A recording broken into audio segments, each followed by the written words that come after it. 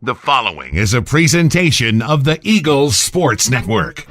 Alongside Carson-Newman coach Tom Griffin, I'm Michael Watchering, and this is the Eagles Sports Network. Carson-Newman gets set to travel to Queens this weekend. Coach, you look at your roster right now. You have 7 regular season games left on the schedule.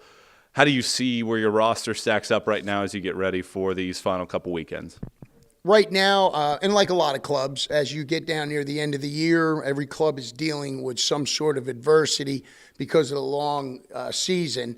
Right now, we're dealing with some injuries. We've got 3 pitchers that are out. We just got back our 2 first base / DH, Killian Daughtry and Malik Kyle will be healthy for this weekend. We've got an outfielder that we've got to change his role a little bit due to an injury, but that's all part of the game. And the opportunity, like you said before, we had the chance to play some guys that now get more of an opportunity to be ready and maybe have to play, not only on the offensive side, but the pitching side. We're going to have some guys step up, increase their role as far as innings go because of the injuries that we have. Your team has played really well on the road. If you win the series this weekend, you'll have back-to-back winning seasons on the road in sack play for the first time in just about a decade. Why have you guys played so well on the road against conference foes? Didn't realize that, and I knew you would have a statistic to back up something like that, which is what makes you amazing. You must be great with any baseball statistic. You got it all. Fantasy baseball, you must run the league. I got to think. I bet you did. So I don't know why. I think we try to work on the mental toughness and being prepared and not looking whether it's a home or away game, but what we're trying to do each day and how we're going to compete. I think having veteran guys helps. I think if you have a young team traveling and handling travel, because, they're doing homework on the bus and then they get to a park. One of the things we did a little bit different this year, we're not getting to the park too early and hanging around. We're trying to get there, get loose, play, kind of like summer baseball. Mm-hmm. So we're not hanging around too much. So maybe that's had some sort of effect. But I think also we do got some older guys who realize when you get to a park, it's competing against the baseball, whether you're home or away. You can do the old Hoosier things. It's, 90 feet to first and 60 foot 6 inches from home to pitcher's mound. So maybe that has something to do with it, or it's just potluck. You look at Queens, they're led by a former Cy Young winner, yes. But defensively, they've struggled a little bit this season. They do have 2 pretty good offensive players, one an elite base stealer, one has been one of the best hitters consistently in the league this season. Yeah. What issues do they present? Well, first of all, do you know what school Jack McDowell went to, college? I was just looking at it.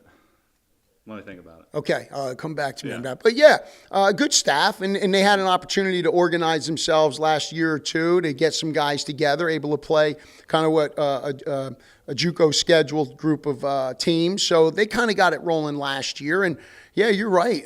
They got one of the best hitters in the league by far.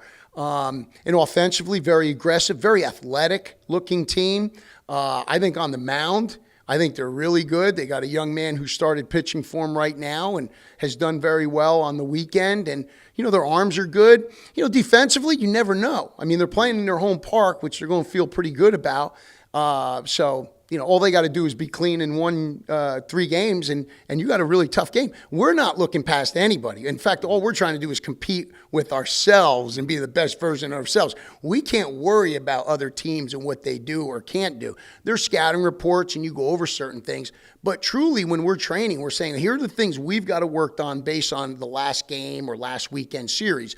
Let's get better in that aspect. Whatever we're good at, let's keep it going. All right, here's some of the things they do. But if we don't do what we do best, it doesn't matter what they do. And so that's really what we're trying to do. But they're going to be very competitive, no question about it. I think it's their last weekend series at home for conference play.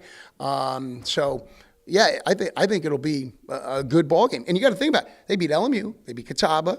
I think they've swept Pembroke. They beat France. They've beaten some really good clubs. So we know they're a good club. There ain't no question about that. And if you know Jack McDowell, who went to Stanford University, by the way, Stanford, in the Pac-10. Well, you didn't give me in a second. But here's the thing. He was one of the most competitive people on the mound in that time. I mean, he was a fierce competitor. So you know that's going to trickle down to his players, and you know the staff and all that. That's part of what they're going to do.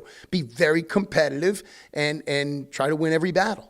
Coach, appreciate the time. Best of luck this weekend. Thank you very much. I appreciate it. Do you know what Major League club he was drafted by and who he played with? He was the number 5 overall pick in 1987, the same draft Ken Griffey Jr. went by the Chicago White Sox. That's impressive. That a boy. Thank you very much. Stepped up. He's Carson-Newman coach Tom Griffin. I'm Michael Watchering, and this is the Eagle Sports Network. Good.